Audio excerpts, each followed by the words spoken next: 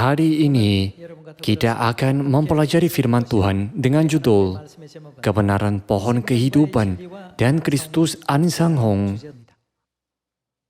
Dunia ini menganggap Kristus Ansanghong yang datang ke bumi ini untuk memberkati kita sebagai seorang manusia biasa.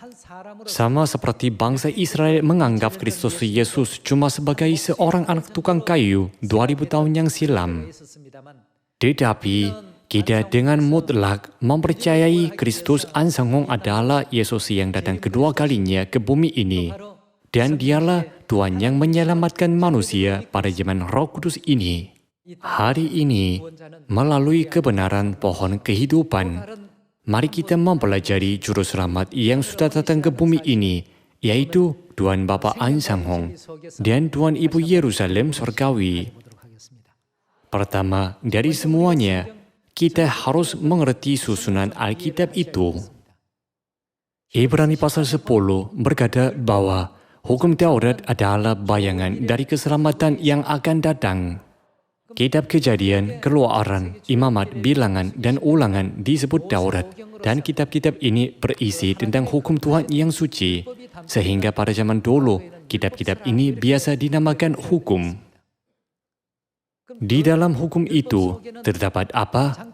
Terdapat bayangan dari keselamatan yang akan datang, bukan? Seharusnya ada kenyataan dari keselamatan, supaya bayangannya juga bisa ada, bukan?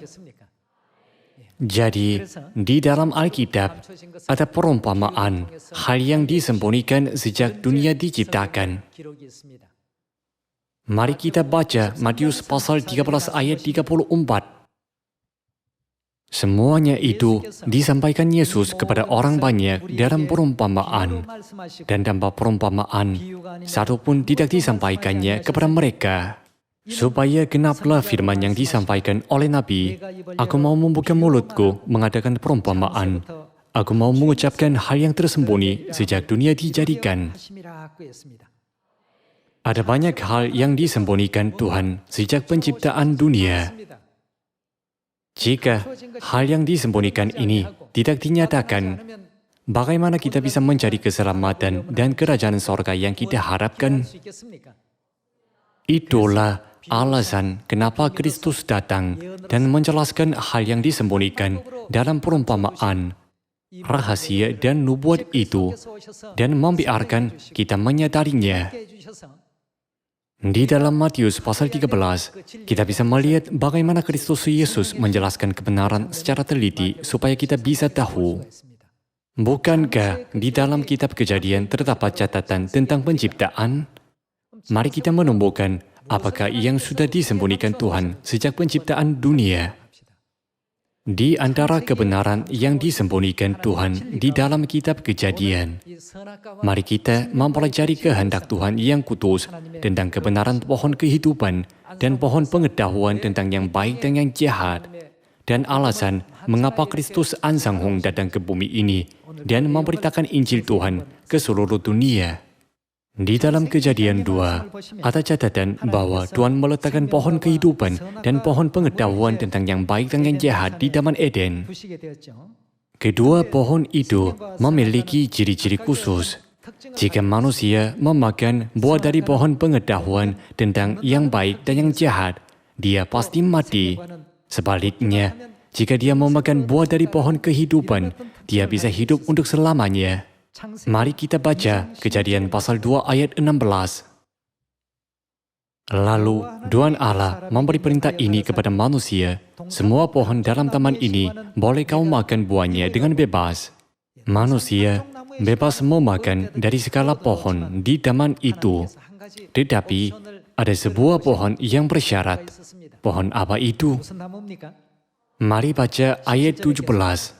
Tetapi pohon pengetahuan tentang yang baik dan yang jahat itu, janganlah kau makan buahnya, sebab pada hari engkau memakannya, pastilah engkau mati. Walaupun Tuhan sudah memberikan sebuah peringatan keras, pastilah engkau mati.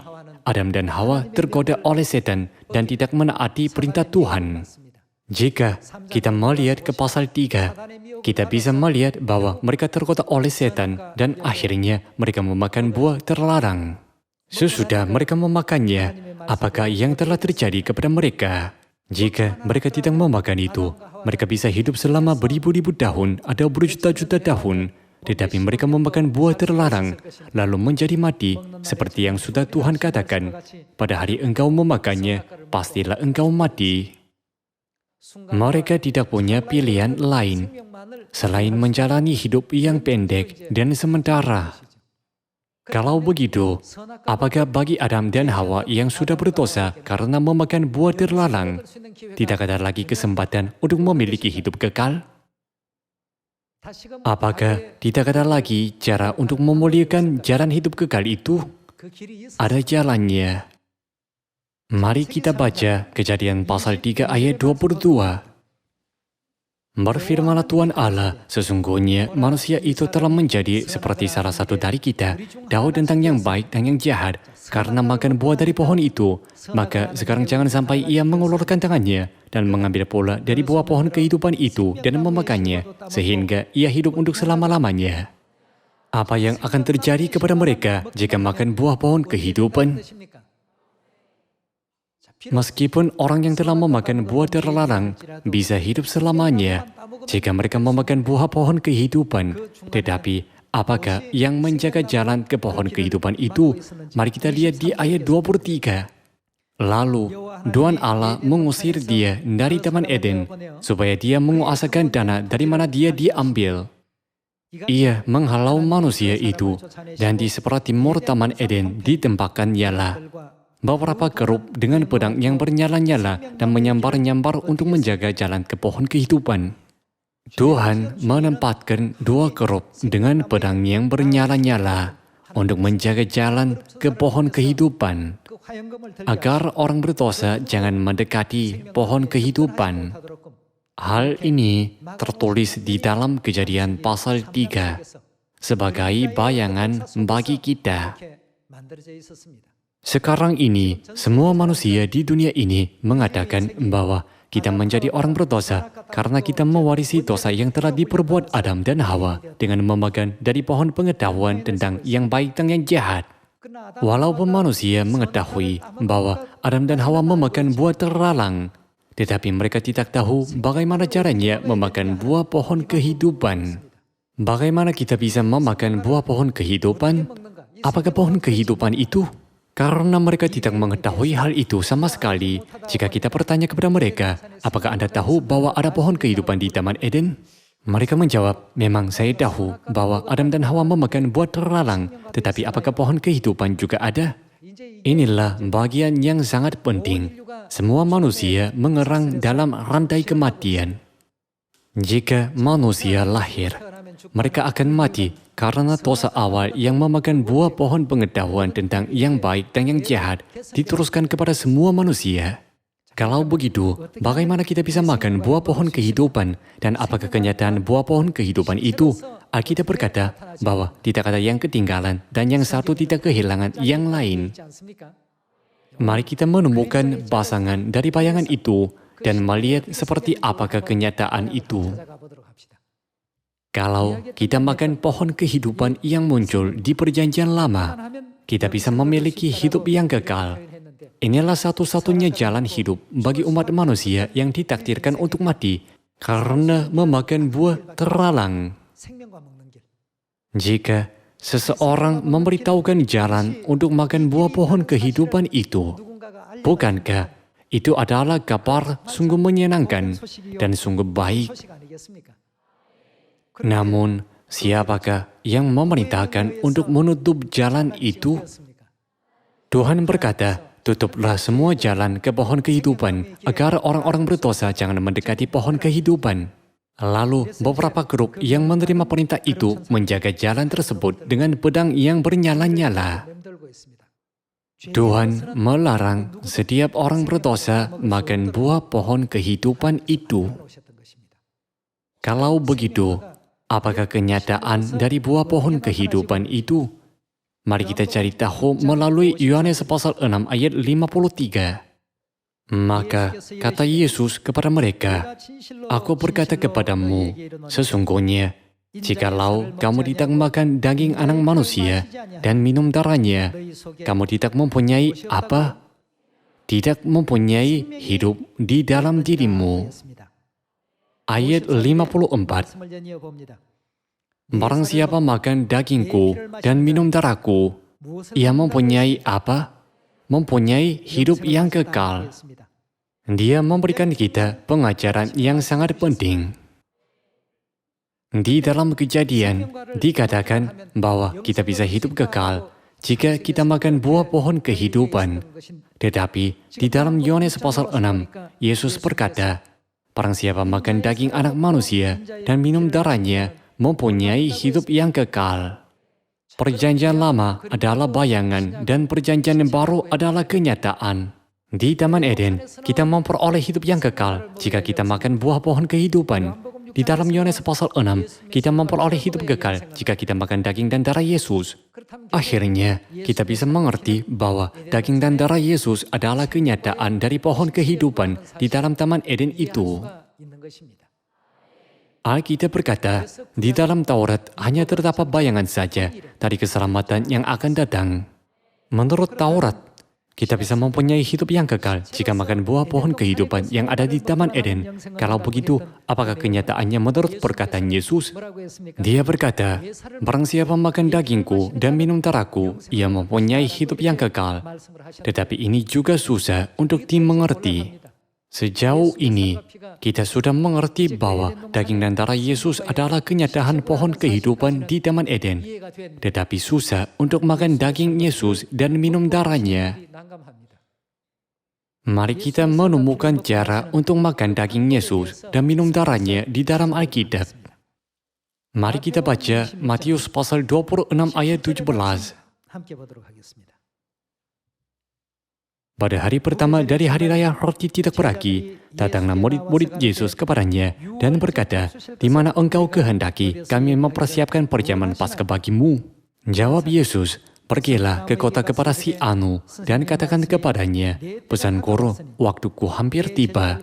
Di dalam rumahmu lah aku mau merayakan Paskah bersama-sama dengan murid-muridku. Lalu murid-muridnya melakukan seperti yang ditugaskan Yesus kepada mereka dan mempersiapkan apa? Murid-murid melakukan apa seperti yang ditugaskan Yesus kepada mereka? Mereka mempersiapkan Paskah dan merayakannya. Mari kita baca ayat 26. Dan ketika mereka sedang makan, Yesus mengambil roti, mengucap berkat, memecah-mecahkannya, lalu memberikannya kepada murid-muridnya dan berkata, ambillah, makanlah. Inilah apa? Di dalam Yohanes pasal 6, Yesus berkata, barang siapa makan daging anak manusia dan minum darahnya, ia mempunyai apa? Ia mempunyai hidup yang kekal. Sebenarnya, cara untuk makan daging Yesus dan minum darahnya disembunyikan di dalam Paskah. Apakah yang telah dikatakan Yesus sambil memberkati roti pada hari Paskah? Dia berkata, inilah tubuhku, dengan kata lain, inilah dagingku, dan ayat 27. Sesudah itu, ia mengambil cawan yang berisi anggur, mengucap syukur, lalu memberikannya kepada mereka, dan berkata, minumlah kamu semua dari cawan ini, sebab inilah darah siapa? Inilah darahku, darah perjanjian yang ditumpahkan bagi banyak orang untuk pengampunan dosa. Barang siapa makan roti Paskah dan minum anggur Paskah, apa yang ia melakukan terhadap tubuh dan darah Yesus, yaitu daging dan darah anak manusia, dia makan dan minum itu. Ketika kita makan daging Yesus dan minum darahnya, apakah yang kita miliki? Kita memiliki hidup yang kekal. Oleh karena itu, Tuhan membiarkan kita dibaptis untuk mengampuni semua dosa kita yang lalu sebelum kita merayakan Paskah dan membuka jalan ke pohon kehidupan supaya kita bisa melalui jalan itu. Dengan kata lain, kenyataan dari kita merayakan Paskah bermaksud bahwa kita bisa mendekati pohon kehidupan dengan diizinkan oleh Tuhan, bukan? Yesus datang ke bumi ini pertama kalinya untuk memberikan kita hidup. Apakah Yesus sungguh datang ke bumi ini dengan Paskah, yaitu kebenaran pohon kehidupan itu, pada waktu dia datang untuk pertama kalinya? Mari kita baca Yohanes pasal 10 ayat 10. Pencuri datang hanya untuk mencuri dan membunuh dan membinasakan. Aku datang, artinya Yesus datang ke bumi ini supaya mereka, yaitu umat Tuhan, mempunyai hidup dan mempunyainya dalam segala kelimpahan. Untuk memberikan hidup kepada manusia yang akan mati setelah makan pohon pengetahuan tentang yang baik dan yang jahat di Taman Eden, pohon kehidupan sungguh diperlukan. Ketika Yesus datang ke bumi ini untuk pertama kalinya, apakah dia membawa pohon kehidupan itu? Aku datang supaya mereka mempunyai hidup, katanya, dan maksudnya, dia datang untuk memberi hidup. Jika dia datang untuk memberi hidup, apakah yang harus dibawanya bagi kita dari Taman Eden? Dia harus membawa pohon kehidupan. Kalau begitu, apakah kebenaran dari pohon kehidupan itu? Ketika Yesus datang untuk pertama kalinya, apakah dia membawa Paskah perjanjian baru atau tidak? Dia menyuruh Petrus dan Yohanes untuk mempersiapkan Paskah, bukan? Dan juga dia melakukan upacara pembasuhan kaki bersama dengan mereka. Dia berkata sambil memberikan roti, inilah tubuhku, dan memberikan anggur dan berkata, inilah darahku. Pada hari apa? Itu adalah pada hari Paskah. Karena dia memberikan daging dan darahnya kepada semua umat manusia melalui Paskah. Dia berkata, jika kamu tidak makan daging anak manusia dan minum darahnya, kamu tidak mempunyai hidup di dalam dirimu. Tetapi, jika kamu makan dan minumnya, kamu akan mempunyai hidup yang kekal. Ini adalah ajaran siapa? Inilah ajaran yang diberikan Yesus 2000 tahun yang lalu. Pohon kehidupan tidak diizinkan bagi pendosa di Taman Eden. Ketika Yesus datang pertama kali, apa yang telah dilakukannya untuk jalan ke pohon kehidupan agar memberikan kehidupan kekal melalui Paskah perjanjian baru? Dia membuka jalan ke pohon kehidupan. Petrus, Yohanes, dan murid-murid yang lain dan semua anggota gereja awal merayakan Paskah itu. Apakah setan ingin semua manusia menerima keselamatan? Tidak. Dia tidak pernah menginginkannya. Setan mulai menghapuskan kebenaran Paskah yang berharga ini dengan tipu daya kelicikan. Sekitar tahun 155 Masehi, timbul perdebatan di antara Polikarpus mewakili gereja Timur dan Anicetus dari gereja Barat, yaitu Paus gereja Roma, atas perayaan Paskah.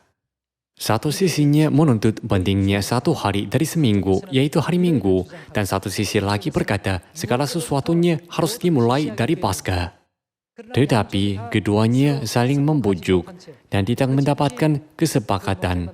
Kemudian perdebatan ini timbul lagi kira-kira 197 Masehi. Pada waktu itu, Polikarpus dari gereja Timur dan Paus Victor dari gereja Barat yang berpusat di Roma mulai membantah tentang hal ini lagi. Sementara mereka berdiskusi, mereka berkata bahwa tidak perlu merayakan Paskah. Mereka menentukan tanggal Paskah. Itu adalah cara yang sangat licik dari setan untuk menghapuskan Paskah. Ada perkataan yang kuno, berteriak dari timur dan pukul di barat, artinya membuat keributan di timur untuk menyerang ke barat. Itu untuk mengalihkan perhatian ke tempat lain, untuk tempat yang penting boleh dilupakan dalam persiapan melawan serangan. Pada tahun 197 Masehi, perdebatan berat antara Polikrates dan Victor muncul, dan itu sangat bengis, sehingga tidak bisa mendapatkan kesepakatan.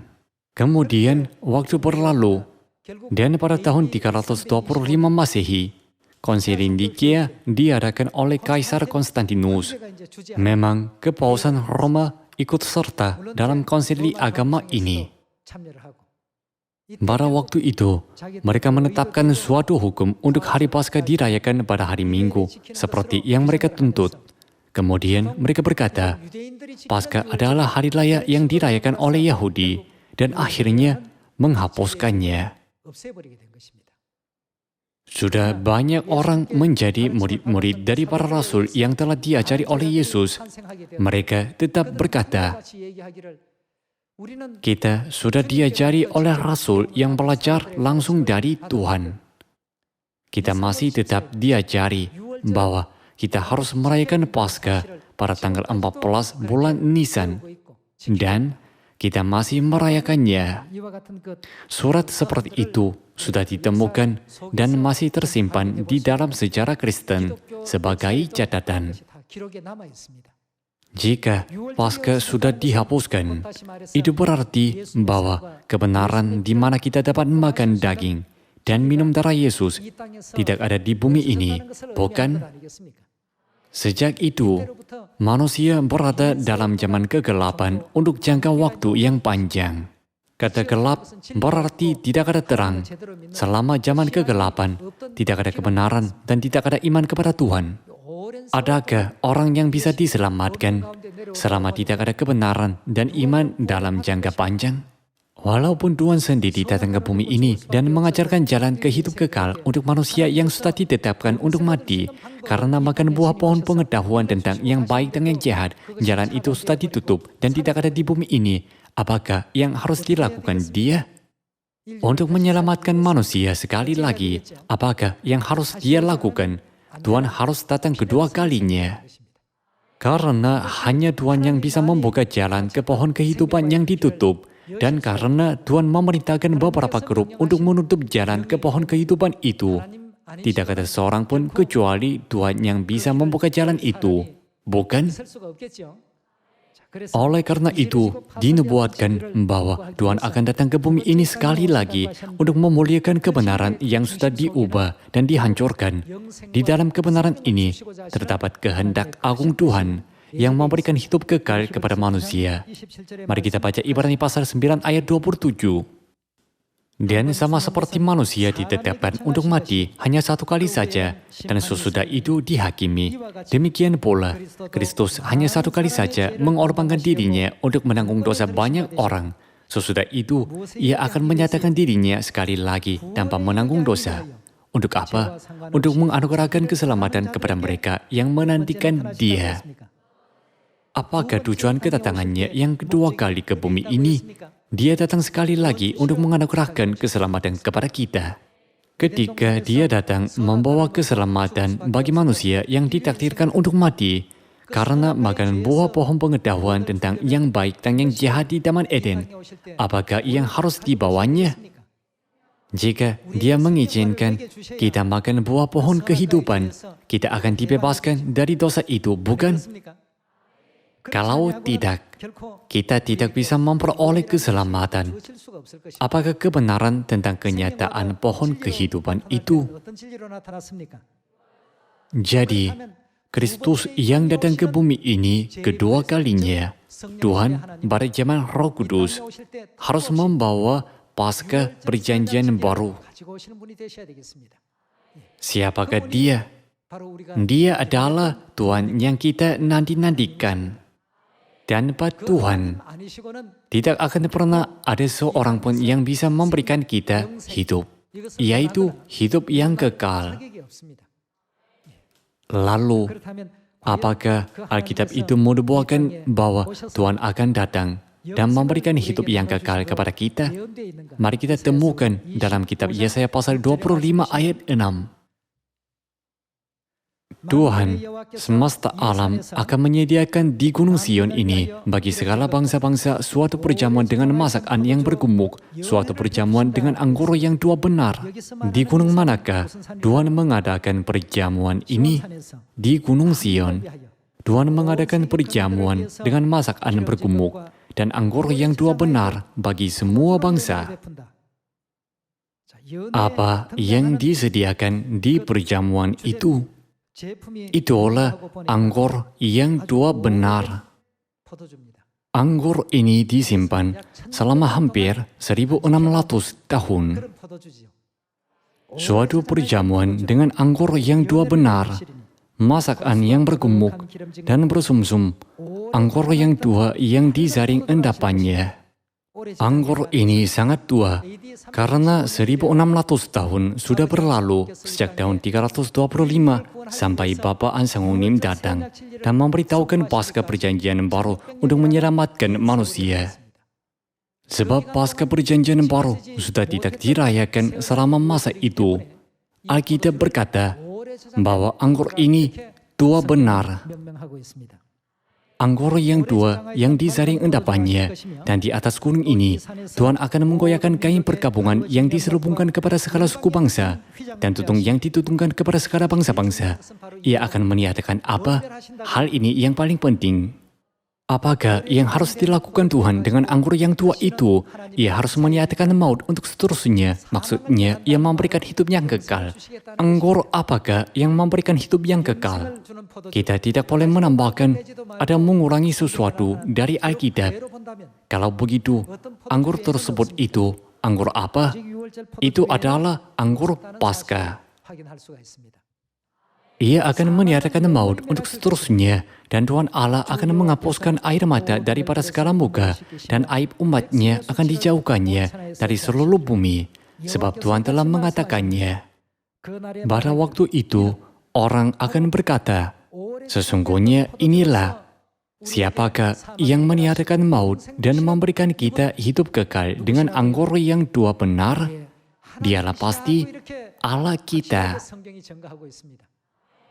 Pada zaman ini, siapakah yang sudah membawa roti dan anggur Paskah, lalu memberkati kita, dan memberikan kita hidup yang kekal melalui perjanjian baru? Ada yang berkata, jika saya memberitahukan Paskah dengan roti dan anggur, akankah saya menjadi Tuhan? Biarkan dia melakukannya. Sebelum Bapa Ansangong datang, apakah ada seorang pun yang memberitahukan Paskah Perjanjian Baru, lalu memberkati kita dan memberikan kita hidup yang kekal melalui roti dan anggur Paskah? Walaupun mereka memakai kata Paskah, itu tidak bermaksud sama. Orang-orang Yahudi memakai kata Paskah sejak lama sebelumnya.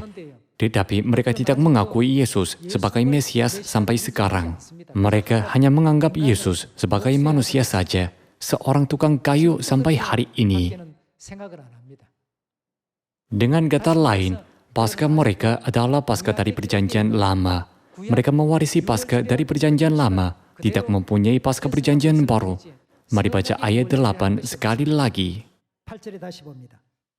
Dan Tuhan Allah akan menghapuskan air mata daripada segala muka, dan aib umatnya akan dijauhkannya dari seluruh bumi, sebab Tuhan telah mengatakannya. Pada waktu itu, orang akan berkata, sesungguhnya, inilah Allah kita. Alkitab mengatakan kepada kita bahwa Dia yang memiliki tanda ini adalah Tuhan yang datang kedua kali. Bagaimana kita bisa menolak pengajaran Alkitab ini?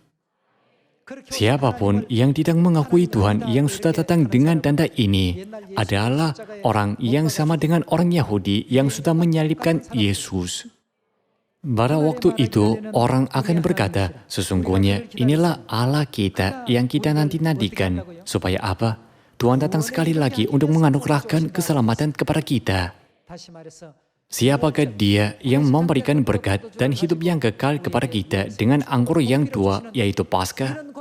Dia adalah Allah kita yang kita nanti-nantikan, supaya kita diselamatkan. Inilah Tuhan yang kita nanti-nantikan. Marilah kita bersorak-sorak dan bersukacita oleh karena keselamatan yang diadakannya.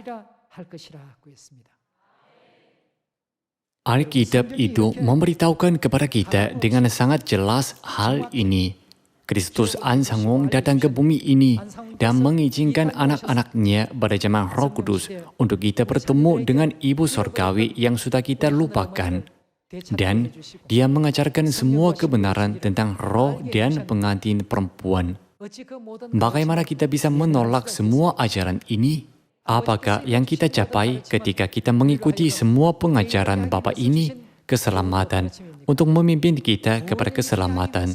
Bapa memberikan kita semua pengajaran seperti keluarga Abraham dan Ibu Yerusalem, dan Ibu sumber mata air kehidupan. Semua kebenaran ini berasal dari Bapa.